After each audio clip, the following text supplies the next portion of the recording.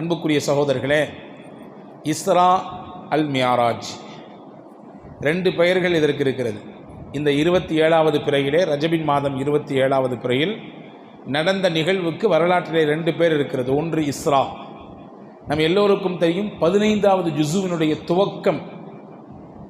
அந்த அத்தியாயத்துக்கு பேரே பனு இஸ்ராயில். அந்த அத்தியாயத்தினுடைய பெயர், ஒவ்வொரு சூறாவிற்கும் ஒரு தலையங்கம் இருக்கல்லவா. சூரா, முதல் சூரா அல்ஹம்து சூரா என்று நாம் சொல்லுவோம், ஆனால் அதற்கு தலையங்கம் சூரா ஃபாத்திஹா. இரண்டாவது சூரா பக்கரா, அது தலையங்கம். அதே மாதிரி 15வது ஜுஸினுடைய முதல் வசனம் ஒரு அத்தியாயத்தின் துவக்கத்திலிருந்து அப்படியே துவங்குகிறது. அந்த அத்தியாயத்திற்கு பெயர் பனு இஸ்ராயில். அந்த துவக்க வசனமே இந்த இஸ்ரா பயணத்தை பற்றி தான் பேசுகிறது. சுபஹானல்லதீ யஸ்ரா பிஅப்திஹி லைலம் மினல் மஸ்ஜிதில் ஹராம் இலல் மஸ்ஜிதில் அக்ஸல் லதீ பாரக்னா ஹவுலஹு லினுரியஹு மின் ஆயாத்தினா இன்னஹு ஹுவஸ் ஸமீஉல் பஸீர். அல்லாஹ் இந்த நாளில் நடந்த நிகழ்ச்சியை தான் அல்லாஹ் சொல்கிறான். அப்போ ஒன்று விளங்கணும், நாம் எந்த நாளை நினைவுபடுத்தி கொண்டிருக்கிறோம் என்றால், குர்ஆன் எந்த நாளை கொண்டாடுகிறதோ அந்த நாளை. குர்ஆனில் எந்த நிகழ்வு உறுதிப்படுத்தப்பட்டு இன்னைக்கு மட்டும் இல்லை, என் சந்ததி, உங்கள் சந்ததி, உங்கள் சந்ததியுடைய சந்ததி, ஏன் உலக அழிவு நாள் வரை வரக்கூடிய ஒட்டுமொத்த முஸ்லீம்களும் படிக்கக்கூடிய, அர்த்தத்தை உள்வாங்கிக் கொள்ளக்கூடிய, விளக்கங்களை தெரிந்து கொள்ளக்கூடிய, அல் குர்ஆனில் காலத்திற்கும் அழியாமல் இடம்பெற்றிருக்கக்கூடிய அந்த சூறாவில் ஒரு வசனம் எந்த நிகழ்வை கொண்டாடுகிறதோ அந்த நிகழ்வுக்காக வேண்டிதான் நாம் ஒன்று கூடியிருக்கிறோம். இதை முதலில் நாம் உள்வாங்கிக் கொள்வோம். ஏனென்றால் நிறைய பேர் தப்பாக புரிஞ்சிருக்காங்க. அதெல்லாம் பெருசு கிடையாதுங்க. இஸ்ரா மேராஜை பற்றிலாம் பெருசாக ஒன்றும் சிறப்பித்து சொல்லும் அளவுக்கு ஒன்றும் இல்லை. இந்த இரவில் அப்படி ஒன்றும் பெரிய முக்கியத்துவம், அதனுடைய கவனக்குறைவு தானோ என்னவோ, சமுதாயத்தில் இது மாதிரியான பேச்சுகளும் தேவையில்லாத விமர்சனங்களும் தேவையில்லாத இந்த விஷயங்களும் பரிமாறப்பட்டதின் விளைவுதானோ என்னவோ, சமூகத்திற்கு இந்த நாளினுடைய முக்கியத்துவம் இன்னமும் பூரணமாக போய் இறங்கவில்லையோ என்ற எண்ணமும் சந்தேகமும் நமக்கு ஏற்படுகிறது. அன்பர்களே, அல்லாஹ் நமக்கு தௌஃபீக் செய்வானாக.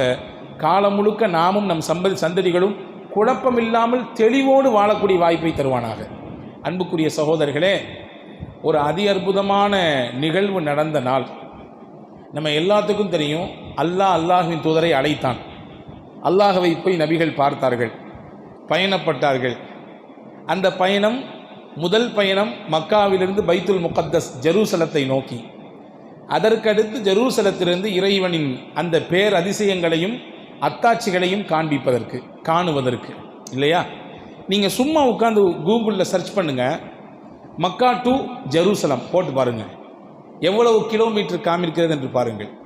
சுமார் ஏறத்தாழ 1250 கிலோமீட்டருக்கு மேலே, கிட்டத்தட்ட ஒரு 1300 கிலோமீட்டர் மக்காவிலிருந்து, பைத்துல் ஹராமிலிருந்து ஜெருசலத்தில் இருக்கக்கூடிய பைத்துல் முகத்தஸிற்கு இன்னைக்கு அளவிடப்பட்டு கொண்டிருக்கக்கூடிய அந்த கிலோமீட்டர்கள், அந்த அளவு கிட்டத்தட்ட 1300 கிலோமீட்டர். ரசூலுல்லாஹி ஸல்லல்லாஹு அலைஹி வஸல்லம் இந்த பயணத்தில் அதை கடந்தார்கள். அதற்கு பிறகு ஜெருசலத்திலிருந்து அல்லாஹ்வின் அத்தாட்சிகளை காண்பதற்காக வேண்டி சென்றார்கள். அதுவும் குர்ஆன் தான் சொல்லுகிறது.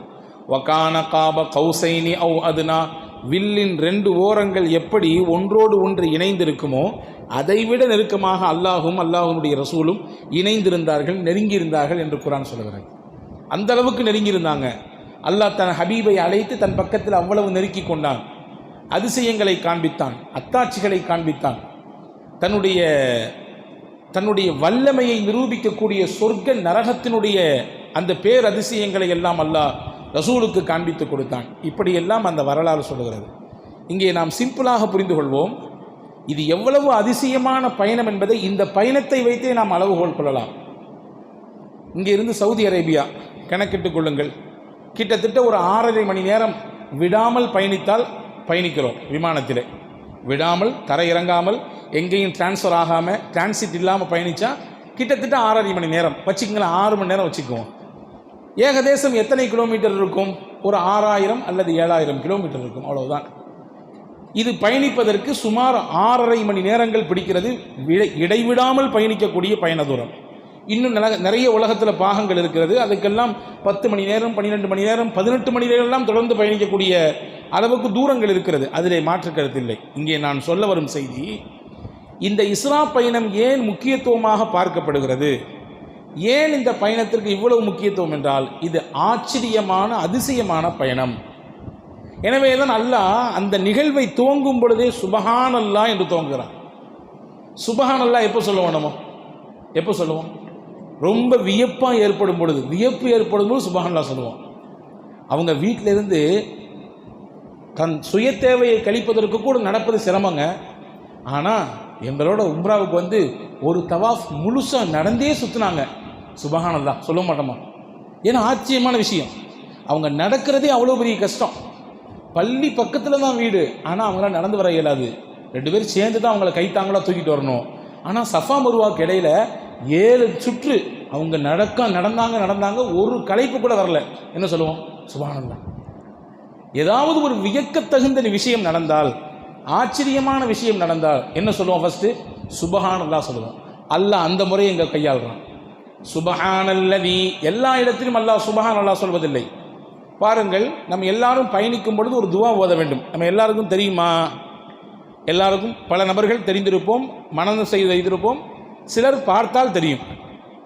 குர்ஆனுடைய வசனம் தான், சுபஹானல்லதி சஹ்ஹரனா ஹாதா வமா குன்னா லஹு முக்ரினீன் வ இன்னா இலா ரப்பினா லமுன்கலிபூன். இது குர்ஆனுடைய வசனம். இந்த வசனம் தான் பயணத்திற்கான துவாவும் கூட.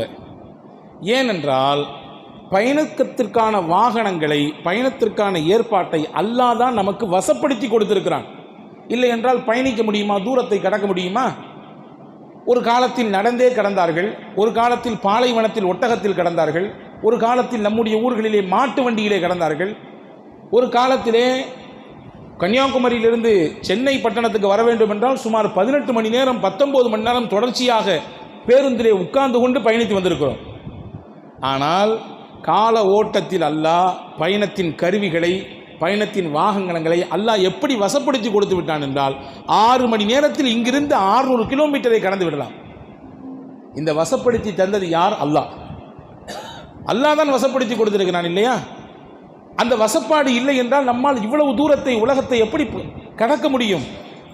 எண்ணிலடங்காத ஆயிரக்கணக்கான கிலோமீட்டர்களை எப்படி சில மணித்துளிகளிலே கடக்க முடியும்? அது அல்லாஹ்வின் ஏற்பாடு, அல்லாஹ் தான் செய்து கொடுத்தான். அந்த விஷயத்தை சொல்லும்போது அல்லாஹ் சுபஹானல்லதி, அல்லாஹ் பரிசுத்தமானவன், சுபஹானல்லாஹ், சஹ்ஹர லனா ஹாதா, நாம் தான் இதை உங்களுக்கு வசப்படுத்தி கொடுத்தோம், இந்த பயணத்தின் ஏற்பாட்டை என்று அல்லாஹ் சொல்லுகிறான் இல்லையா? குர்ஆனில் இப்படி எங்கெல்லாம் சுபஹானல்லதி என்று துவங்குகிறதோ அல்லது சுபஹான என்ற வார்த்தையில் துவங்குகிறதோ அங்கெல்லாம் அல்லாஹ் வியப்பான விஷயத்தை சொல்ல வருகிறான் என்று பொருள். வியக்கத்தகுந்த செய்தியை அல்லாஹ் சொல்ல வருகிறான் என்று பொருள். அப்போ இந்த இஸ்ரா மேராஜினுடைய வரலாற்றை பற்றி துவங்கும் பொழுது அல்லாஹ் சுபஹானல்லதி என்ற வார்த்தையில் துவங்குகிறான். ஏன் துவங்க வேண்டும்? நான் சொன்னேன், இது ஆச்சரியமான, பிரமிப்பை ஏற்படுத்தக்கூடிய பயணம்.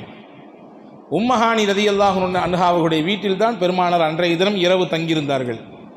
உம்மஹானி ரலியல்லாஹு தஆலா அன்ஹா தூரமான உறவு கிடையாது. தன்னுடைய தகப்பனாரோடு பிறந்த அபூ தாலிபுக்கு பிறந்த பெண்மகள். ஹஜ்ரத் அலி ரலியல்லாஹு அன்ஹு அபூ தாலிபுக்கு பிறந்தாங்க. அபூ தாலிபும் ரசூலுல்லாஹ்வுடைய தகப்பனார் அப்துல்லா ரலியல்லாஹு அவர்களும் உடன் பிறந்தவர்கள். இவங்களுக்கு பிறந்த பிள்ளைங்கன்னா ஒரு பிள்ளை முகமது ரசூலுல்லாஹ் அப்துல்லா ரலியல்லாஹுவுக்கு பிறந்தது. அபூ தாலிபுக்கு பிறந்தவர் தான் அலி ரலியல்லாஹு அன்ஹு. அவங்க சகோதரி தான் உம்மஹானி. அவங்க வீட்டில் தான் ரசூல் ஸல்லல்லாஹு அலைஹி வஸல்லம் அன்னைக்கு ராத்திரி தங்கியிருந்தாங்க. நாம் எல்லாம் ஹதீஸ்களிலே கேள்விப்பட்டிருப்போம். நான் கோடிட்டு மட்டும் காட்டுகிறேன். பெருமானார் இந்த பயணத்தை முடித்து கீழே வந்தார்கள். அவர்களின் படுக்கையில் இருந்த சூடு இன்னும் ஆறவே இல்லை. எல்லாரும் உட்கார்ந்துருக்கோம் ஒரு இடத்துல. கொஞ்ச நேரம் கழிச்சு எந்திரிங்க, நம்முடைய ஹீட் அங்கே இந்த இடத்துல நிற்கும். ஒரு இடத்துல படுத்திருக்கோம், ஒரு இரவு எல்லாம் படுத்தோம் அல்லது பகலில் கொஞ்சம் நேரம் படித்தோம். எழுந்து பாருங்கள், தொட்டு பாருங்கள், நம்முடைய உடலினுடைய அந்த ஹீட்டு இருக்கும். ஹீட் இருந்தால் தான் உயிருக்குன்னு அர்த்தம். ஹீட்டு போயிடுச்சுன்னா ஆள் போயிட்டாருன்னு அர்த்தம் இல்லையா? ரசூலுல்லாஹ்வின் இந்த பயணத்தை பற்றி வர்ணிக்கிற பொழுது உம்மஹானி ரலியல்லாஹு சொல்கிறார்கள், நபிகள் படுத்த அந்த சூடு கூட தணியவில்லை, போயிட்டு வந்துட்டாங்க. நபிகளின் வீட்டிலே, அவர்கள் தங்கியிருந்த அந்த வீட்டிலே தாழ்பால், வீட்டில் தாழ்பால் போடலாமல்ல, லாக் பண்ணுறதுக்கு. அந்த தாப்பால் அவர்களை அழைத்து செல்லும் பொழுது திறந்த தாப்பாலின் அந்த ஓசை அப்படியே ஆடிக்கொண்டே இருந்தது. அது நிற்கும் முன்பாக ரசூலுல்லாஹ் வந்துட்டாங்க. இவ்வளோ தூர பயணத்தை கடந்து அந்த தாப்பா கூட ஆடி நிற்கலை, வந்துட்டாங்க ரசூலுல்லாஹ். இது ஆச்சரியமா இல்லையா? எப்படி நடந்தது என்றால், அல்லாஹ் நபிக்காக வேண்டி கால ஓட்டத்தையே நிப்பாட்டி வைத்தான். காலத்தின் ஓட்டத்தையே அல்லாஹ் நிப்பாட்டி வைத்தான். நபிக்காக வேண்டி எதையும் செய்வான் அல்லாஹ். ஏனென்றால் அவர்கள் நபி, நாம் சாதாரண மனிதர். அவர்கள் இறைவனின் தூதர், அல்லாஹ்வின் ஹபீப். எனவே அவர்களுக்காக வேண்டி எதையும் செய்வான் அல்லாஹ். கால ஓட்டங்கள் நிப்பாட்டப்பட்டது. இன்னைக்கும் நம்மால் ஹதீதுகளிலே பார்க்க முடியும், அல்லாஹ் சில நேரங்களிலே சில நபிமார்களுக்கு கால ஓட்டத்தை நிப்பாட்டி வைத்திருக்கிறான். அந்த ஆச்சரியம் இந்த மியராஜில் நடந்தது, இந்த இஸ்ரா பயணத்தில் நடந்தது. எனவே தான் அல்லாஹ் சுப்ஹானல்லஹ்னு சொல்கிறான். ஆச்சரியம், வியப்பு, பிரமிப்பு, அதை உம்மத்திற்கு உலகத்திற்கு சொல்லும் பொருட்டு அல்லாஹ் சுப்ஹான் என்ற வார்த்தையை சொல்கிறான்.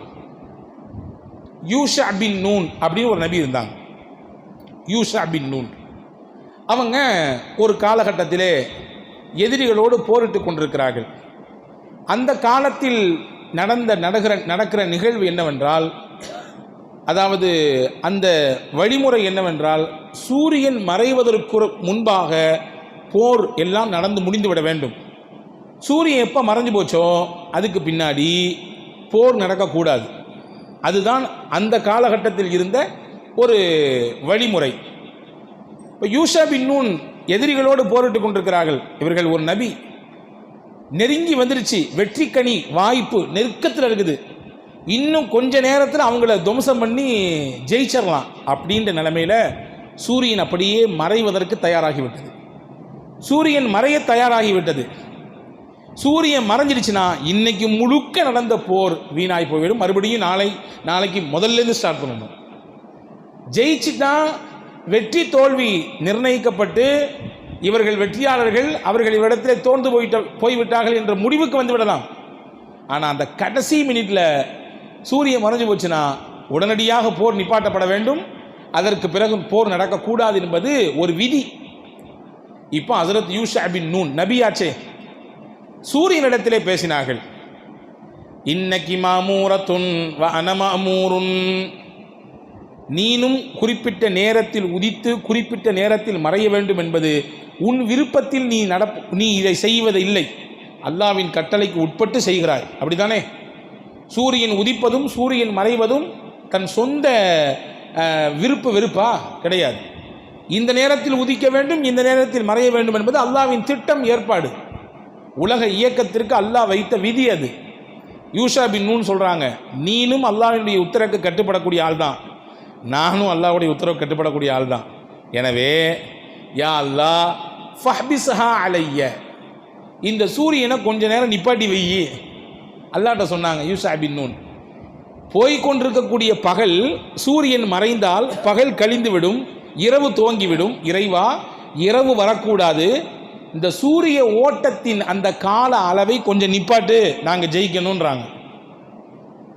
சொன்ன ஒன்று ஹதீஸ் சொல்லுது, புகாரி ஷரீஃபில் இந்த ஹதீஸ் பதிவாக இருக்கிறது. அல்லாஹ் அந்த சூரிய ஓட்டத்தை நிப்பாட்டினான். நிப்பாட்டினான் என்றால் என்ன? 6:05 வச்சுக்கோங்க, 6:15க்கு சூரியன் மறைவென்றால் 6:05 அப்படியே நின்னது. அதிலிருந்து ஒரு செகண்ட் கூட ஓடலை, சூரியன் மறையவும் இல்லை, அந்த ஓட்டம் நின்றது. போர் நடந்தது, கொஞ்ச நேரம் போர் நடந்தது. அந்த கொஞ்ச நேரம் என்பது 10 நிமிடமாக இருக்கலாம், அல்லது இன்னும் கூடுதலாக நம்முடைய கணக்கிற்கு ஒரு 5 மணி நேரம் என்று கூட வைத்துக் கொள்ளலாம். அவ்வளவு நேரமும் சூரியன் அசையாமல் ஆடாமல் அங்கேயே நின்றது. ஜெயித்தார்கள், வெற்றி கனியை பறித்தார்கள். அதற்கு பிறகு நின்ற சூரியனை மறுபடியும் அல்லாஹ் சுற்றிவிட்டான். ஏன்னா காலத்தை இயக்குபவன் யாருங்க? அல்லாஹ். எனவே தான் ரசூலுல்லாஹ் சொன்னாங்க, எப்ன ஆதம் லா தசுப்பு தஹ்ர, காலத்தை திட்டாதே ஆதமின் மகனே. எல்லாம் கலிகாலம், களி முத்தி போச்சுங்க, சொல்கிறோமா இல்லையா? என் நேரம் முசீபத்து காலையிலேயே அது மூஞ்சில் முடிச்சு தொடர்ந்தேன், இன்னைக்கு நாலு ஃபுல்லாக நாசமாக போச்சு. நேரம் படுத்தும் பாடு சொல்கிறாங்களா இல்லையா உலகத்தில்? நல்ல நேரம் கெட்ட நேரம் பார்க்குறாங்களா இல்லையா?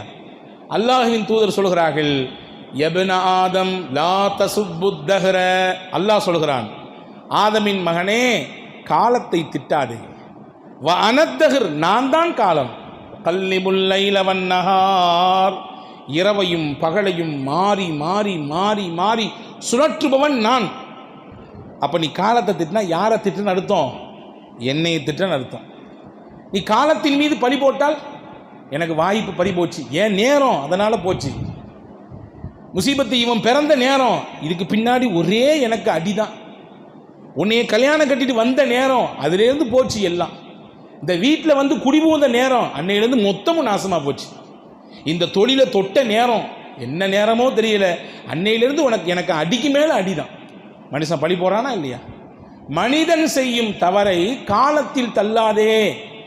காரணம், காலம் நான் தான் சுழலச் செய்கிறேன். இரவையும் பகலையும் மாறி மாறி வரச் செய்வது யார்? அல்லாஹ்வாகிய நான். எனவே நீ காலத்தை திட்டினால் என்னை திட்டுவதாக அர்த்தம் என்று அல்லாஹ்வின் தூதர் அல்லாஹ் சொல்வதாக சொன்னார்கள். எனவே காலத்தை அல்லாஹ் தான் சுற்றுறான், சுழலச் செய்கிறான். அதை புரிஞ்சுக்கணும். இதை புரிஞ்சுக்கிட்டோம்னா யார் மேலேயும் நம்ம பழி போட மாட்டோம். எந்த நிகழ்ச்சி மேலேயும் நம்ம துர்குறியை கொண்டு சுமத்த மாட்டோம். நம்முடைய பலவீனத்தை என்னுடைய பலவீனம் என்று ஏற்றுக்கொள்வோம். யாரின் மீதும் அதை தள்ளிவிட மாட்டோம். அல்லாஹ்வின் ரசூல் சொன்னார்கள், காலத்தை சுழற்றுபவன் அல்லாஹ். அந்த அல்லாஹ் யூஷா பின் நூன் அலைஹிஸ்ஸலாமுக்காக வேண்டி கொஞ்ச நேரம் மறையவிருக்கக்கூடிய சூரியனை நிறுத்தி வைத்தான். அதே அல்லாஹ் தான் முஹம்மது நபிக்காக வேண்டி இஸ்ரா பயணத்திற்காக வேண்டி கால ஓட்டத்தையே நிப்பாட்டினான். நில்லு, என் ஹபீப் என்கிட்ட வரப்போகிறாங்க, நான் அவங்கள பார்க்க போகிறேன், பேரதிசயங்களை காட்ட போகிறேன், நீ இயங்கக்கூடாது, நில்லு. மொத்த காலமும் அப்படியே நின்றது. எனவே தான் அல்லாஹ் இந்த நிகழ்ச்சியை சொல்லும் பொழுது சுபஹான என்று துவங்குகிறான். வியப்பு, ஆச்சரியம், எவ்வளவு பரிசுத்தமானவன் அவன். எனவே தான் நான் உங்களுக்கு புரியும் விதத்தில் சொன்னேன், 1300 கிலோமீட்டரை கடக்க வேண்டுமென்றால் மணிக்கு வச்சுக்கோங்க, அரபு நாடுகளில் எல்லாம் மணிக்கு 110 கிலோமீட்டர் வேகத்திலே ஹைவேல பறக்குது. நம்மளாம் நினைக்கவே முடியாதுங்க. சர்வசாதாரணமாக 400 கிலோமீட்டர் 500 கிலோமீட்டர்களை 5 மணி நேரத்திலே 4.5 மணி நேரத்திலே கடந்து விடுகிறார்கள். வைத்துக் கொள்ளுங்கள், அப்படியே வையுங்கள். மணிக்கு 150 கிலோமீட்டர் வைத்துக் கொள்வோம். 1300 கிலோமீட்டர் கடக்கணும்னா எவ்வளோ நேரம் ஆகும்? மணிக்கு 150 கிலோமீட்டர் வேகத்திலே கிடக்கிறோம். மேராஜ் பயனை கேட்க வந்தால் என்னங்க கணக்கை போட்டு கேட்டுருக்கீங்க? ஏற்கனவே எங்களில் பல பேர்த்துக்கு கணக்கில் கோளாறு. இங்கே கணக்கு கேட்டால் வச்சுக்குவோம், ஒரு 6 மணி நேரம் வைத்துக்கொள்வோம், அல்லது ஒரு 7 மணி நேரம் வைத்துக்கொள்வோம். குறைந்தபட்சம் இன்றைய கணக்கில் அதிவேக தரைவழி மார்க்கமாக பயணித்தால் 7 மணி நேரம், வான்வழி மார்க்கத்திலே பயணித்தால் குறைந்தபட்சம் 2.50 நிமிடங்கள், 2.5 மணி நேரம் பயணிக்க வேண்டும் வான்வழியிலே. இதை தாண்டி வேறு வழி கிடையாது. ஒன்று தரவழியில் பயணிச்சாகணும், அல்லது கடல் வழியில் பயணிச்சாகணும், அல்லது வான்வழியிலே பயணித்தாக வேண்டும். ஆனால் முஹம்மது நபி மஸ்ஜிதுல் ஹரமிலிருந்து மஸ்ஜிதுல் அக்ஸாவிற்கு மட்டுமல்ல, அந்த பயணத்துக்கு பேர் இஸ்ரா. மஸ்ஜிதுல் அக்ஸா, மஸ்ஜிது நபவி, மஸ்ஜிதுல் ஹரமிலிருந்து மஸ்ஜிதுல் அக்ஸாவுக்கு, பலஸ்தீனத்திற்கு வந்தது. இதுக்கடுத்து ஒரு பயணம் நடந்துச்சு பாருங்க, அங்கிருந்து அல்லாஹ்வை சந்தித்தது. இந்த ரெண்டையுமே சூடு அமரும் வரைக்கும் போயிட்டு வந்துட்டாங்க. அப்போ ஆச்சரியமா இல்லையா இது? இந்த பயணம் ஆச்சரியமானதா இல்லையா? வியப்பை தரக்கூடியதா இல்லையா? எனவே தான் அல்லாஹ் சொன்னான், சுபஹான அல்லதி அஸ்ரா பி அப்திஹி, தன் அடியாரை அழைத்து கொண்டு போனான், இரவோடு இரவாக அழைத்து கொண்டு போனான். இரவின் சில நிமிடங்களை தன் அடியாருக்காக வேண்டி நிப்பாட்டி வைத்தான். கால ஓட்டத்தையே அல்லாஹ் முடக்கினான். நபிகள் பெருமானார் ஸல்லல்லாஹு அலைஹி வஸல்லமுக்காக தன் அத்தாட்சிகளை காட்டி நுரியஹூ மின் ஆயாத்தினா, தன்னுடைய அத்தாட்சிகளை எல்லாம் அல்லாஹ்வின் தூதருக்கு அல்லாஹ் காண்பித்து கொடுத்தான் என்று அல் குர்ஆனிலே அல்லாஹ் இந்த நிகழ்ச்சியை துவங்கும் பொழுதே சொல்லுகிறான். எனவேதான் இந்த இரவு ஆச்சரியமான வியக்கத்தகுந்த விஷயங்கள் நடந்த இரவு என்பதினால்தான் இதை நாம் கொண்டாடுகிறோம். மூசா அலைஹிஸ்ஸலாம் அல்லாஹ்ட்ட பேசினாங்க. திருக்குர்ஆன் கொண்டாடுது தெரியுமா? யா அல்லாஹ், எனக்கு நீ காட்சி அளி, அரினி அன்துரு இலை காலலன் தரானி வலாக்கின் இன்துரு இலல் ஜபலி ஃபைனிஸ்தகர்ர மகானஹு ஃபஸௌஃப தரானி. யா அல்லாஹ், உன்னை நான் பார்க்கணும். அல்லாஹ் சொன்னா என்னை நீ பார்க்க முடியாது. என் பேரொளியை பார்க்க வா, இங்கே வா, தூர்சினா மலைக்கு வா, இங்கே நில்லு. என் ஜோதியில் அதை 1000 துண்டுகள் அதை லட்சம் துண்டுகளாக வைத்து ஒரு சின்ன துளியை இந்த மலையிலே நான் காட்டுகிறேன், அதை வந்து பார் என்று மூசா அலைஹிஸ்ஸலாமை அல்லாஹ் அழைத்தான். மூசா அலைஹிஸ்ஸலாம் போனாங்க. பல துண்டுகளாக ஆக்கப்பட்ட இறைவனின் பெரும் ஜோதியில் ஒரு ஜோதியை பார்த்த உடனேயே மயங்கி கீழே விழுந்து விட்டார் மூசா அலைஹிஸ்ஸலாம். வஹர்ர மூசா ஸஇகா, அல் குர்ஆன் சொல்கிறது. அந்த பேரொளியை பார்க்கக்கூடிய வாய்ப்பை மூசா அலைஹிஸ்ஸலாம் பெற்றாங்க. அல்லாஹ்ட்ட பேசினாங்க தூர் மலையில், அல்லாஹ்வுடைய அந்த குரலை கேட்டார்கள். எனவே தான் அவருக்கு பெயர் கலீமுல்லா. இன்னைக்கு பேர் வைக்கிறாங்களா இல்லை? நிறைய கலீமுல்லா பேர் வைக்கிறாங்க. நம்ம பிள்ளைங்க, நம்முடைய வீட்டில் பிறக்கக்கூடிய பிள்ளைகளுக்கு பேர் வைத்திருக்கிறார்கள் கலீம் என்று. அல்லாஹ்வோடு பேசியவர்கள் சையதுனா மூசா அலைஹிஸ்ஸலாம். அந்த பேச்சினால் தான் அவர்கள் கலீம். இந்த நிகழ்ச்சியை குர்ஆன் அப்படி கொண்டாடுதுங்க. ஆச்சரியமான நிகழ்வு தானே இது. ஹஜ்ரத் ஈசா அலைஹிஸ்ஸலாமுக்கு அல்லாஹ் ஒரு அற்புதம் கொடுத்தான். என்ன அற்புதம்? பிறவி குருடர்களையும் ஈசா அலைஹிஸ்ஸலாம் குணப்படுத்துவார்கள். குஷ்ட நோய், உடலெல்லாம் புழுத்து புண்ணாகி வழிகிறது, அந்த வெண்குஷ்டம் பிடித்தவர்களையும் தன் கரத்தை கொண்டு வைத்தால் சுகம் கிடைக்கும். இந்த விஷயத்தை அல்லாஹ் தஆலா அப்படியே ஸ்லாகித்து சொல்கிறான். ஈசா அலைஹிஸ்ஸலாம் சொல்வாங்க, வஉபரியுல் லக்மஹ வல் அபரஸ வஉஹில் மௌதா பிஇذنில்லாஹ். பிறவியிலேயே குருடர்களாக இருக்கக்கூடியவர்கள், பிறவியிலேயே இந்த மாதிரி வெண்குஷ்டம் ஏற்பட்டு உடம்பெல்லாம் சீழ்வழிந்து புழுத்து போய் இருக்கக்கூடியவர்களுக்கு என் கையால் நான் தடவுவேன். அல்லாஹ்வின் பேர் உத்தரவை கொண்டு அல்லாஹ் அதற்கு சுகம் கொடுப்பான். அல்லாஹ்வின் உத்தரவை கொண்டு இறந்து போனவர்களையும் கூட மரணித்தவர்களையும் கூட உயிர்ப்பிக்கும் ஆற்றலை அல்லாஹ் தன் பேரருளை கொண்டு அல்லாஹ் எனக்கும் தந்திருக்கிறான். உயிர்ப்பிச்சு காட்டினாங்க. ஹதீஸ்லே வந்திருக்கிறது. நூஹ் அலைஹிஸ்ஸலாம் காலத்தில் வாழ்ந்து அவங்க பிள்ளைகளை கூட உயிர்ப்பிச்சு காத்ததாக ஹதீஸுகள் நிரூபிக்கிறது. அப்போ என்ன சொல்ல வர்றேன்னா, ஈசா அலைஹிஸ்ஸலாமுக்கு கொடுக்கப்பட்ட அந்த அதிசயங்களை, அத்தாட்சிகளை குர்ஆன் இன்னைக்கும் உண்மைப்படுத்தி கொண்டிருக்கிறது. அய்யூப் அலைஹிஸ்ஸலாமுக்கு நீண்ட நாட்கள் நோய், உடம்பெல்லாம் நோய், கடுமையான நோய். அந்த உடம்பில் இருந்த அந்த புண்ணு எல்லா இடத்திலும் பரவி நாற்றம் ஏற்பட்டு கடைசியில் ஊரை விட்டு விலக்கி வைக்கப்பட்டார்கள், ஒதுக்கி வைக்கப்பட்டார்கள். எனவே தான் அல்லாஹ்ட்ட கேட்கும்போது என்ன கேட்குறோம்? யா அல்லாஹ், அய்யூப் அலைஹிஸ்ஸலாமுக்கு நீ கொடுத்த பொறுமையை எனக்கு தாரப்பே. அய்யூப் அலைஹிஸ்ஸலாம் அவ்வளவு பொறுமை, பொறுமையின் கடல் என்றால் அய்யூப் அலைஹிஸ்ஸலாம் தான். அம்புடு நோயையும் வாங்கிட்டு, யா அல்லாஹ் நான் உன்னுடைய அடிமை, அப்படித்தான், நீ குணப்படுத்துன்னு கேட்கல, நான் சிரமத்தில் இருக்கிறேன், நீ அர்ஹமுர் ராஹிமீன், நீ ரஹமத்து செய்வர்களுக்கெல்லாம் மிகப்பெரிய ராஹிம் நீ. எனவே என் நிலை உனக்கு தெரியும், அவ்வளவுதான். நான் சொல்லித்தான் உனக்கு தெரிய வேண்டும் என்ற எந்த தேவையும் இல்லை. எனவே நான் அடிமை, நான் என்னை உன்னிடத்தில் சமர்ப்பிக்கிறேன், இவ்வளவு நோயோடு இருக்கிறேன், நீ ராஹிம், நீ ரஹமத் செய்பவன். அப்படி முடிச்சுக்கிட்டாங்க துவாவை. குர்ஆன் சொல்லுகிறது அப்படி முடிச்சுக்கிட்டாங்க. அல்லாஹ் ஒரு குறிப்பிட்ட இடத்தை சொன்னான், அந்த இடத்தில் கையால் கொஞ்சம் தோண்டுங்கள் அப்படின்னா அய்யூப் அலைஹிஸ்ஸலாம் கையால் லைட் அப்படி தோண்டினாங்க, கொபு கொபு கொபு கொபுன்னு தண்ணி வந்துச்சு. அந்த தண்ணியை அல்லாஹ் சொன்னா, உர்குது பிரிஜிலிக ஹாதா முக்தஸலும் பாரிது வஷராப். இந்த தண்ணி எடுங்க, குடிங்க, தலையில் ஊற்றி குடிங்க, உடம்புலெல்லாம் தேய்ச்சி விடுங்க, அல்லாஹ் உங்களுக்கு நிவாரணம் தருவேனா அப்படின்னு சொன்னான். ஹஜ்ரத் அய்யூப் அலைஹிஸ்ஸலாம் எடுத்தார்கள், தண்ணீரை எடுத்தார்கள். அல்லாஹ் குடிக்க சொன்னான். அந்த தண்ணி உள்ளே போனதின் வழியாக உள்ளார இருந்த அந்த நோய்கள் எல்லாம் தீர்ந்தது. எடுத்து குடித்தார்கள். உடம்பில் இருந்த ஒட்டுமொத்த நோயும் அப்படியே காணாமல் போனது. இருந்த தடம் கூட தெரியவில்லை. எங்கேயாவது கீழே விழுந்துட்டோம்னா என்ன இருக்கும்? வருஷங்கள் போனாலும் தடம் இருக்கும். அந்த தழும்பு அப்படி இருக்கும். வச்சுக்கோங்க, ஒரு சர்ஜரி பண்ணியிருக்கோம், ஓப்பன் ஹார்ட் சர்ஜரி பண்ணலை, அல்லாஹ் பாதுகாக்கணும், எல்லாத்தையும் பாதுகாக்கணும். அந்த சர்ஜரியிலே இருந்த அந்த தடம் காலத்துக்கும் இருக்கிறது. ஆனால் அய்யூப் அலைஹிஸ்ஸலாம் நீண்ட நாட்களாக வருடக்கணக்கில் படுக்கையில் புண்ணோடும் உடல் வேதனையோடும் புழுகோடும் வாழ்ந்தவர்கள். அந்த தண்ணீர் பட்டது, உடம்பில் அடையாளமே இல்லாமல் ஆகிவிட்டது. அப்படி புது உடம்பு, புத்தம் புதிய உடல் எப்படி இருக்கும்? அப்படி இருந்த ஹஜ்ரத் அய்யூப் அலைஹிஸ்ஸலாமுக்கு அல்லாஹ் சொல்லுகிறான். நான் எதுக்கு சொல்ல வர்றேன்னா, இப்படி எக்கச்சக்கமான நபிமார்களின் வாழ்க்கை நடந்த அதிசயங்களை எல்லாம் ஸ்லாகித்து பேசக்கூடிய அல்லாஹ் தன் ஹபீப் முஹம்மது ஸல்லல்லாஹு அலைஹி வஸல்லமுக்கு தான் கொடுத்த பேரதிசயமான அந்த இஸ்ரா மிஅராஜை பற்றி சொல்லும் பொழுது அல்லாஹ் ரொம்ப சந்தோஷத்தோடு சொல்கிறான், ரொம்ப சந்தோஷமாக சொல்கிறான். அந்த சந்தோஷம் நமக்கு வேணுமா வேணாமா? அல்லாவுக்கே சந்தோஷம் ஏற்பட்டு சுபஹானல்லாஹ், நாம சுபஹானல்லாஹ் சொல்கிறதுல அர்த்தம் இருக்குது.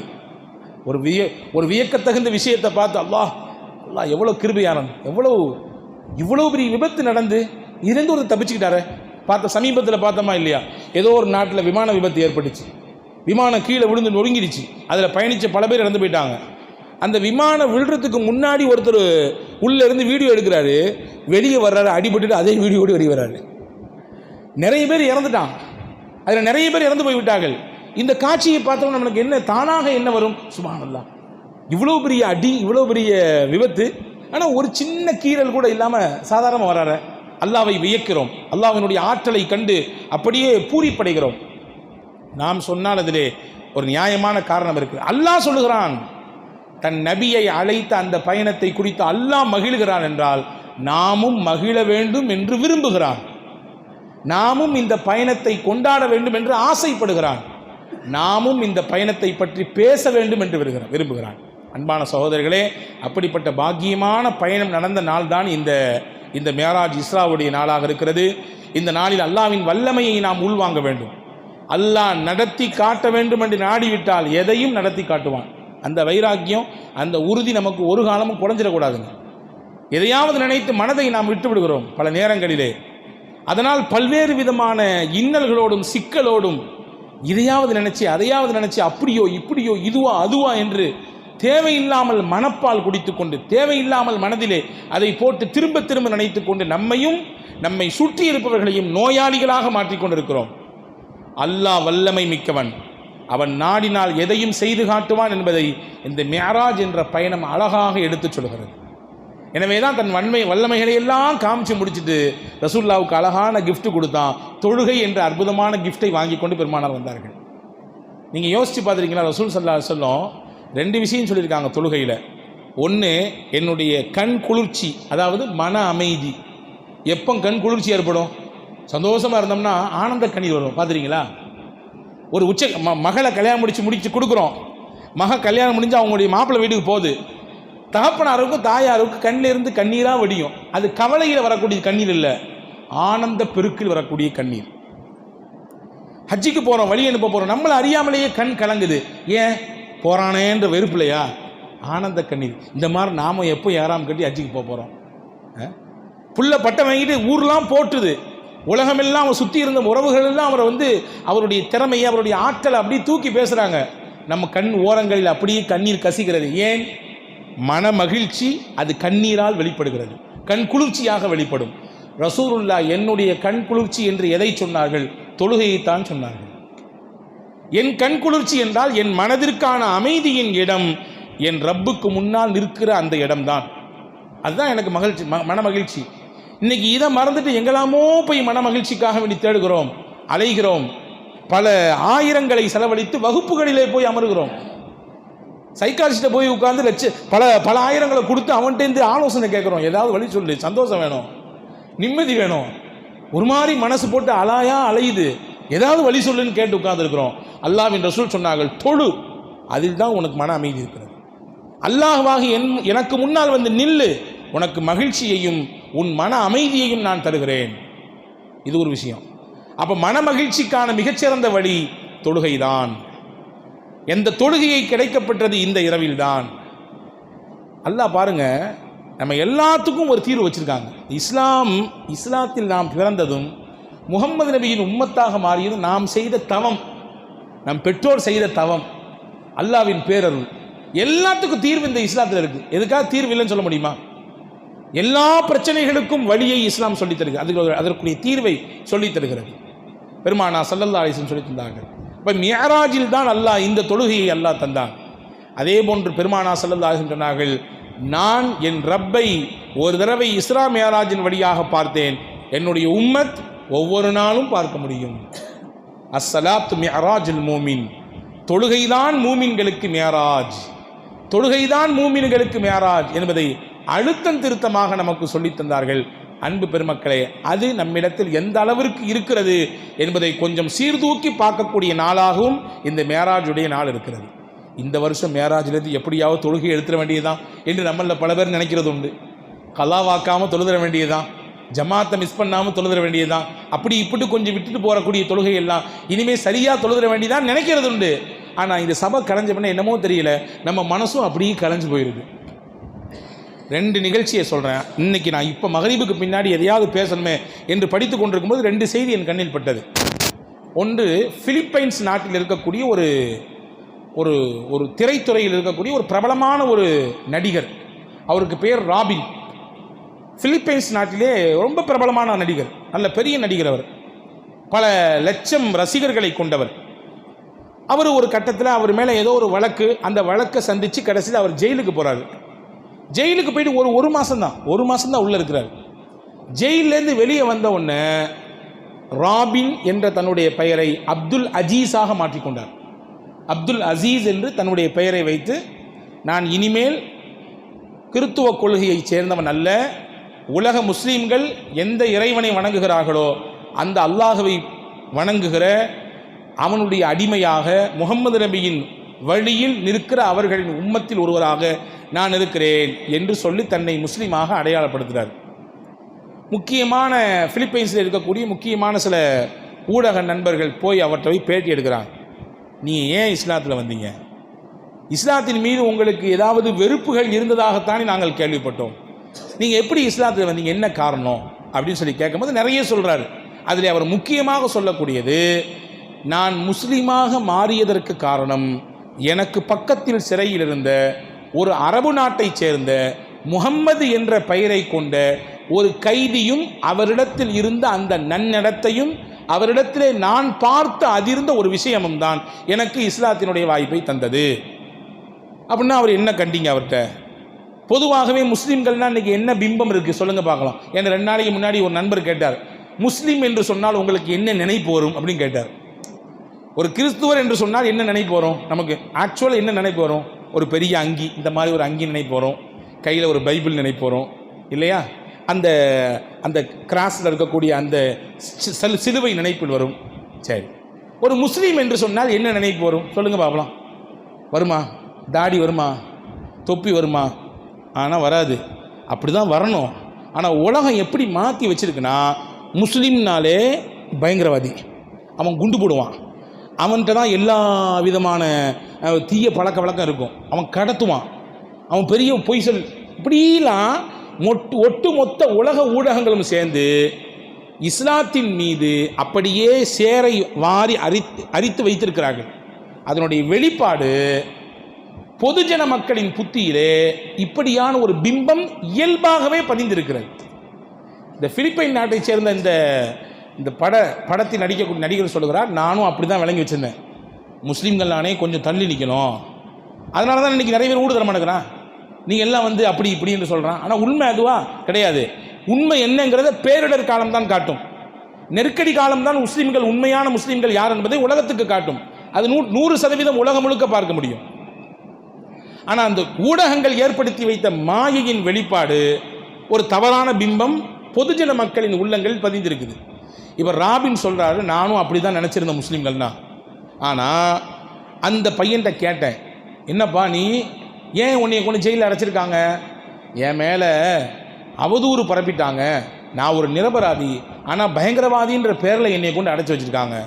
இவருக்கு மனசில் இன்னும் செய்தி உறுதியாகுது, உண்மைதான், எல்லா பயிர்களும் பயங்கரவாதி தான், நீனும் பயங்கரவாதி தான் என்று உறுதியாகிறது. ஆனால் இந்த ராபினுக்கு மிகப்பெரிய ஆச்சரியத்தை தந்தது என்னவென்றால், சிறையில் ஒழுங்கான சாப்பாடு இல்லை, ஒழுங்கான தங்குமிடம் இல்லை, சரிவர சுத்தம் செய்வதற்கான ஏற்பாடுகள் இல்லை, சரியான விளக்குகள் இல்லை. ஆனால் குறித்த நேரத்தில் அந்த முகம்மது என்று சொல்லக்கூடிய அந்த முஸ்லீம் எழுகிறார், இருந்த தண்ணீரை வைத்து கைகால் முகங்கள் கழுவிக்கொள்கிறார், தன்னிடத்தில் இருந்த துணியை எடுத்து விரிக்கிறார், தொழுகிறார், நிம்மதியாக தொழுகிறார், ஆனந்தத்தோடு தொழுகிறார். தொழுது முடித்துவிட்டு தன் மனக்குறைகளை எல்லாம் கண்ணீரால் இறையின் சன்னிதானத்திலே அப்படியே கொட்டுகிறார். இது நான் 1 நாள் பார்க்கல, 2 நாள் பார்க்கல, தொடர்ச்சியாக கவனிச்சுட்டே இருந்தேன். நான் கேட்டேன் அவர்கிட்ட போய், இம்புட்டு கஷ்டத்தோட பயங்கரவாதின்ற முத்திரை உன் மேலே குத்திருக்காங்க, நான் சாதாரண வழக்கில் உள்ள வந்தவன், பயங்கரவாதின்ற முத்திரை குட்டப்பட்ட நீ இவ்வளவு அமைதியாக, இவ்வளவு நிம்மதியாக, இவ்வளவு பேரானந்தத்தோடு நீ வந்து இப்படி பண்ணுறிய, இது என்னையா அப்படின்னு கேட்கும் பொழுது, அந்த கைதியாக பிடித்து வைக்கப்பட்ட முகம்மது என்ற அந்த முஸ்லீம் சொன்னார், எங்களின் வாழ்க்கையில் எங்களுக்கு கிடைத்த பாக்கியம் எங்கள் இறைவனை வணங்குவதற்கு ஒவ்வொரு நாளும் 5 நேரம் கிடைப்பது. இதன் மூலமாக எங்கள் கோரிக்கையை எங்கள் இறைவனின் காதிலே கொண்டு வைக்க முடியும். எங்கள் கஷ்டங்களை எல்லாம் தீர்ப்பதற்கான மிகச்சிறந்த வழியாக எங்களுக்கு முஹம்மது நபி இதைதான் காட்டி தந்திருக்கிறார்கள்.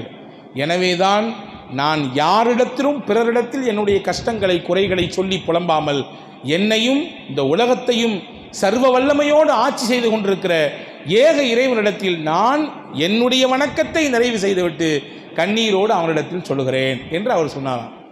இதுதான் பெரிய ஆச்சரியம் அவருக்கு. என்னடா இது, இப்படி ஒரு கூட்டமா, இப்படி இறை வணக்கத்தில் இப்படி தன்னை ஐக்கியப்படுத்திக் கொள்ளக்கூடிய மக்கள் இன்றைக்கும் உலகத்தில் இருக்காங்களா என்று ஆச்சரியப்பட்டு கடைசியில் சிந்திக்க துவங்கினார், குரானை வாசிக்க துவங்கினார். அந்த ஒரு மாதத்திலேயே மனமாற்றம் ஏற்பட்டது, வெளியே வந்து முஸ்லீம் ஆகி போனார். இது ஒரு செய்தியா? அடுத்த செய்தி இந்த தொழுகைக்கு ரிலேட்டடாக இருக்கிறதுனால இந்த விஷயத்தை சொல்கிறேன். யுவன் சங்கர் ராஜா நம்ம எல்லாத்துக்கும் தெரியும், இசை ஞானியினுடைய மகன் இல்லையா? இசை புயல் ஜாம்பவான் எப்படியோ போட்டுக்குங்க, ஏதோ ஒன்று. அவருடைய பையன் ஒரு மிகச்சரியாக ஒரு 10 வருஷம் இருக்கும், 10 வருஷத்துக்கு முன்னாடி ஒரு இஸ்லாத்தை ஏற்றுக்கிறார். இன்றைக்கி 2025 2014 அவர் இஸ்லாத்தை ஏற்றுக்கொண்டார். நான் இன்னும் அங்கே கேட்டது இங்கே கேட்டலாம் சொல்லலை. டைம்ஸ் ஆஃப் இந்தியா இந்த விஷயத்தை அவர்கிட்ட நேரடியாக பேட்டி எடுத்து அதை வந்து பிரசுரித்திருக்கிறாங்க. இந்தியாவினுடைய முக்கியமான ஊடகத்தில் ஒன்றாக இருக்கக்கூடிய Times of India Yuvan Shankar ராஜாவிடத்திலே வந்து பேட்டி எடுக்கிறது. நீங்கள் இஸ்லாத்தை ஏற்றுக்கொண்டு என்ன காரணம்? உங்களுடைய வழி, உங்களுடைய தகப்பனார், உங்களுடைய குடும்பம் எல்லாமே வந்து ஒரு குறிப்பிட்ட மதத்தை நீங்கள் பின்பற்றி வந்தீர்கள். திடீரென்று உங்களுக்கு இஸ்லாத்தின் மீது ஈர்ப்பு ஏற்பட என்ன காரணம்? அவர் நிறைய சொல்கிறார். நான் நம்ம பாயிண்ட் மட்டும் சொல்கிறேன். அவர் சொன்னார், எனக்கு எல்லாமும் என் குடும்பத்தில் என்னுடைய தாய், என் அம்மா மேலே எனக்கு அவ்வளோ பெரிய விருப்பம், அவ்வளோ பெரிய பாசம். திடீர்னு எங்கள் அம்மா 2012 இறந்துடுறாங்க. எனக்கு எல்லாமும் அடைக்கலம், எல்லாமும் அன்பு, ரொம்ப பெரிய சப்போர்ட்டு எங்கள் அம்மா தான் சின்ன வயசுலேருந்தே. திடீர்னு எங்கள் அம்மாவுடைய இழப்பை என்னால் தாங்கிக்கொள்ளவே முடியலை. 4 நாளைக்கு முன்னாடி கூட என் கூட அவ்வளவு அந்யோன்யமாக பேசி கொண்டு என்னுடைய எதிர்காலத்தை நினச்சி ரொம்ப சந்தோஷப்பட்ட அம்மா திடீர்னு இறந்து போன அந்த இறப்பை என்னால் தாங்கிக்கவே முடியல. அதிலிருந்து என்னால் வெளியில் வரவே முடியல. ஒரு வருஷம் கழிஞ்சுது. எங்கள் வீட்டுக்கு சொந்தங்கள் நண்பர்கள்லாம் வந்திருந்தாங்க. அப்படி பேச்சு வாக்கில் எங்கள் அம்மாவை பற்றி பேசினாங்க. மறுபடியும் எனக்கு நினைவு ஃபுல்லாக அம்மா மேலே வந்துடுச்சு. மறுபடியும் அழுக, மறுபடியும் என்னுடைய வாழ்க்கை, என்னுடைய செயல் என்னவோ என்னுடைய வேலை என்னவோ அதில் வந்து ஈடுபாடே காட்ட முடியல. இந்த காலகட்டத்தில் தான் அவர் சொல்லக்கூடிய செய்தி அப்படியே சொல்கிறேன். இந்த காலகட்டத்தில் தான் எனக்கு நெருக்கமான ஒரு முஸ்லீம் நண்பர் இருந்தார். அவர் என்னை சந்திக்க வந்தார். யுவன் சங்கர் ராஜா சொன்ன விஷயம் டைம்ஸ் ஆஃப் இந்தியா அப்படி எடுத்து இதை ஆர்டிக்கலாக போட்டிருக்காங்க. நீங்கள் கூட சர்ச் பண்ணி பார்த்துங்க. அவர் சொல்லுகிறார், எனக்கு ஒரு முஸ்லீம் நண்பர் இருந்தார். அவர் மக்காவுக்கு போய்விட்டு வந்திருந்தார். மக்காவுக்கு போய்விட்டு வந்தால் அன்பளிப்புகள் கொடுப்பாங்களா மாட்டாங்களா? போயிட்டு வந்தவங்க தங்களால் முடிஞ்சதை கொடுப்பாங்க. சில பேர் தண்ணி கொடுப்பாங்க, சில பேர் பேரத்தனம் கொடுப்பாங்க, சில பேர் தொப்பி கொடுப்பாங்க. நண்பர்கள் முஸ்லீம்கள் பகிர்ந்து கொள்வோம். நெருக்கமான சகோதர சமய நண்பர்களாக இருந்தாலும் கூட சில அன்பளிப்புகள் வாங்கி கொண்டு பகிரத்தான் செய்கிறோம். அன்பளிப்பு கொடுக்க வேண்டும். அன்பளிப்பு தான் அன்பை பெருக்கும். நான் வச்சுக்கணும்னு நினைக்கக்கூடாது, அன்பளிப்பு கொடுக்கணும். அன்பளிப்பு தான் மனதை இன்னும் இணைக்கும், அன்பை கூட்டும். ஹாது தஹாபு, நீங்கள் கொடுங்க அன்பளிப்பு, அல்லாஹ் உங்களுக்கு இடையில அன்பை பெருக்குவான்றான் அல்லாஹ் என்ற ரசூல் சொன்னாங்க. பாருங்க, அவர் வந்து என்னை பார்த்தார், என்னுடைய உடைந்து போன நிலையை பார்த்தார். ஏன் இவன் இப்படி அழுதுகிட்டே இருக்கிற? இல்லை, அம்மாவுடைய இழப்பு என்னால் தாங்கிக்க முடியல. எனக்கு ஆதரவுன்னு உலகத்தில் யாருமே இல்லை. என் குறையை, என்னுடைய மன கஷ்டத்தை கொண்டு போய் கொற்ற இடம் எங்கள் அம்மா. இப்போ அவங்க இல்லை. அந்த இடத்துல யாரை கொண்டு வச்சு பார்க்குறதுக்கும் எனக்கு மனசே இல்லை. சரி, நான் உனக்கு ஒரு வழி சொல்கிறேன் என்று என் நண்பர் வந்து சொன்னார். ஒரு தொழுகை விரிப்பு அப்படியே மடக்கி கொண்டு வந்து என் கையில் கொடுத்தாரு. அவர் சொன்னார், இந்த தொழுகை விரிப்பை விரித்து தான் மக்கா என்ற அந்த புனித நகரங்களில் எல்லா இடத்திலும் நான் தொழுதிருக்கிறேன், என் இறைவனை வணங்கியிருக்கிறேன். எங்கெல்லாம் தொழுகிறதுக்கு, ஏன்னா நம்ம நினச்சோன்னா பள்ளிக்குள்ளே வந்து தொழுதுறோம். ஆனால் மக்கா மதீனா அப்படி கிடையாது. பாங் சொல்லாச்சுன்னா அங்கிட்டு எங்கே கிடைக்குதோ தொழுதுருவாங்க. அதுவும் இந்த காலகட்டத்தில் கடுமையான கூட்டம், உச்சகட்டமான மக்களுடைய வருகை. அல்லாஹு அக்பர், அவ்வளவு கூட்டம் மக்காவும் மதீனாவிலும் பார்க்க முடியாத அளவிற்கு கூட்டம். அல்லாஹு அக்பர். அன்பர்களே, அப்போ கிடைக்கிற இடத்துல தொழுதுருவாங்க, விரிப்பை விரித்து தொழுதுருவாங்க. அவர் சொன்னாராம், ஒரு முசல்லாவை, ஒரு தொழுகை விரிப்பை கையில் கொடுத்து, இது மக்கா என்ற புனித நகரில் நான் எங்கெல்லாம் எனக்கு இடம் கிடைத்ததோ அங்கெல்லாம் விரித்து தொழுத இடம். உனக்கு கஷ்டமாக இருந்துச்சுன்னா, ரொம்ப மனசு வருத்தமாக இருந்துச்சுன்னா, இந்த விரிப்பை விரித்து உட்கார்ந்து கொஞ்ச நேரம் உன்னுடைய மனக்குறையெல்லாம் இறைவனிடத்தில் சொல்லு. உன் மனமெல்லாம் சாந்தி அடைஞ்சிடும். உனக்கு சங்கடமெல்லாம் தீர்ந்து போயிடும், நீ சீக்கிரமாக உன்னுடைய இந்த கஷ்டத்திலிருந்து வெளியே வந்துடுவ அப்படின்னு சொல்லி என் நண்பர் சொன்னார். நான் வாங்கி என் அறையில் ஒரு ஓரத்தில் வைத்து விட்டேன். கவனமே எனக்கு வரவில்லை. அடுத்து என் வேலை இப்படியே போனது. மறுபடியும் எங்கள் அம்மாவின் நினைப்பு வந்தது. என் அறைக்கு போனேன், எதையோ ஒன்றை தேடுவதற்கு போனேன். என் கண்ணில் பட்டது அந்த தொழுகை விரிப்பு தான். கொடுத்து பல மாதங்களுக்கு பின்னால் அந்த தொழுகை விரிப்பு என் கண்ணில் பட்டது. அப்படின்னா என்ன அர்த்தம் தெரியுமா? அல்லாஹ் இப்போ தான் அவருக்கு ஹிதாயத்தை நாடி இருக்கான்னு அர்த்தம். அந்த தொழுகை விரிப்பை எடுத்தேன், விரித்தேன். அவர் சொன்னது ஞாபகம் வந்தது. உட்கார்ந்து உன் இறையிடத்திலே சொல்லு, எல்லா மனபாரமும் குறையும் என்று சொன்னார். நான் விரித்தேன்.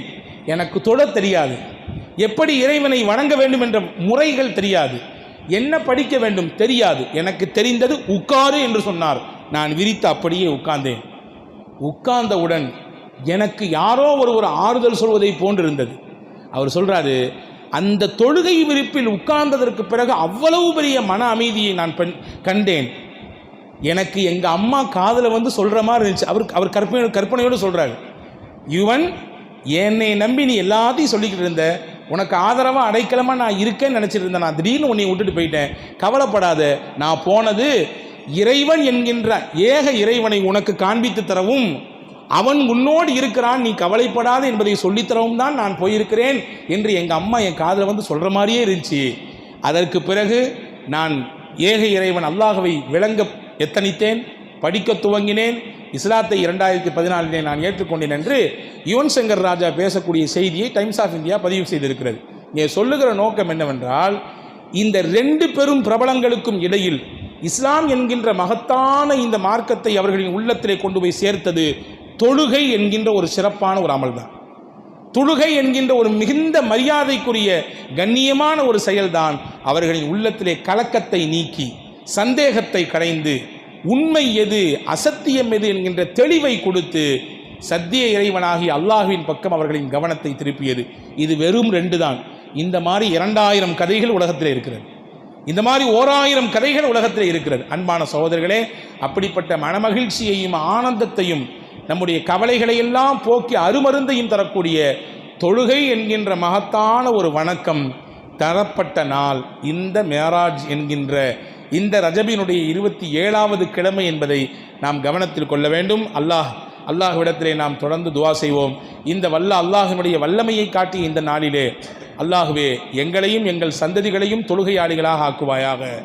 எங்கள் கவலைகளையெல்லாம் நீ நீக்கி தருவாயாக. மன ஆறுதலையும் நிம்மதியையும் எங்களுக்கு தருவாயாக. இன்னைக்கு நிம்மதிக்காக வேண்டி பல மக்கள் இயங்கிக் கொண்டிருக்கிறார்கள்.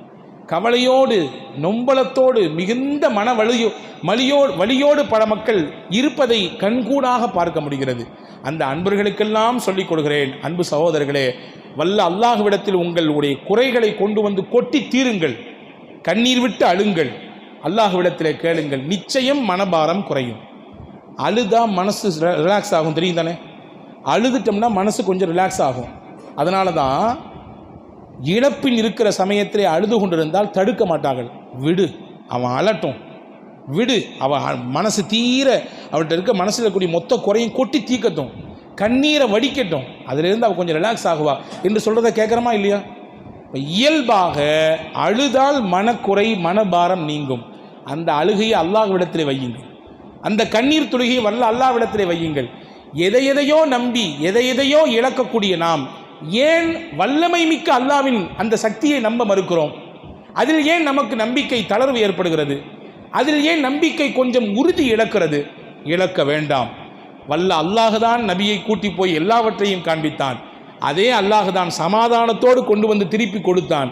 வரும்பொழுது பெருமானார் கேட்டாகலாம், இப்படி எல்லாத்தையும் காமிச்சு கொடுக்குறிய, இந்த பயிலுகை ஏற்கனவே என்னை ஏற்றுக்க மாட்டேங்கிறாங்களே, இந்த செய்தியை போய் சொன்னால் எப்படி ஏற்றுக்குவாங்க? அல்லாஹ் சமாதானம் சொல்லி அனுப்பினான். நீங்கள் போங்கள், உங்களை ஏற்றுக்கொள்வதற்கே ஒருவர் இருக்கிறார், அவர் தான் சித்தீக் என்று சொல்லி அனுப்பினார் அல்லாஹ். அன்னையிலிருந்து அபூபக்கர் நாயகத்துக்கு சித்தீக்னு பேரே வந்துச்சு. உண்மைப்படுத்தினார். இது என்ன? இதை தாண்டி பல விஷயங்கள் நடந்தாலும் அது முகம்மது சொல்லியிருந்தால் சத்தியம் சத்தியம், உண்மை உண்மை, நான் ஏற்றுக்கொள்வேன். சித்திக் நாயகன் சொன்னாங்க, அன்னையில்தான் உங்களுக்கு பேர் அபூபக்கர் சித்திக் என்று பேரானது. இப்படி அல்லாஹ் நிச்சயம் எதிலும் ஒரு வழியை தருவான். வழி இல்லாமல் எதுவும் இல்லை, வாய்ப்பில்லாமல் எதுவும் இல்லை, தீர்வு இல்லாமல் எதுவும் இல்லை. இது இந்த பிரச்சனைக்கு தீர்வே கிடையாதா? இந்த குழப்பத்துக்கு ஒரு முடிவே கிடையாதா? இந்த நோய்க்கு மருந்தே கிடையாதா என்று எதையும் ஒதுக்கி வைக்க முடியாது. நிச்சயம் நோய்க்கும் மருந்துண்டு, பிரச்சனைக்கும் தீர்வுண்டு, குழப்பத்திற்கும் முடிவு உண்டு. அதை நோக்கி நாம் பயணிக்க வேண்டுமென்றால் நம் உள்ளத்தில் உறுதி வேண்டும், நம் உள்ளத்தில் தன்னம்பிக்கை வேண்டும், நம் உள்ளத்தில் இறை நம்பிக்கை ஆழமாக இருக்க வேண்டும். இதையெல்லாம் கூட்டி பெருக்கி தரக்கூடிய அதி அற்புதமான மருந்து தொழுகை என்கின்ற மகத்தான இபாதத். அதை தந்த இரவிலே நாம் ஒன்று கூடியிருக்கிறோம். வல்ல அல்லாஹ்விடத்தில் கேட்போம், காலத்திற்கும் உலக அழிவு நாள் வரை நம் சந்ததிகளுக்கு அல்லாஹ் தொழுகையின் பாக்கியத்தை தருவானாக. நம்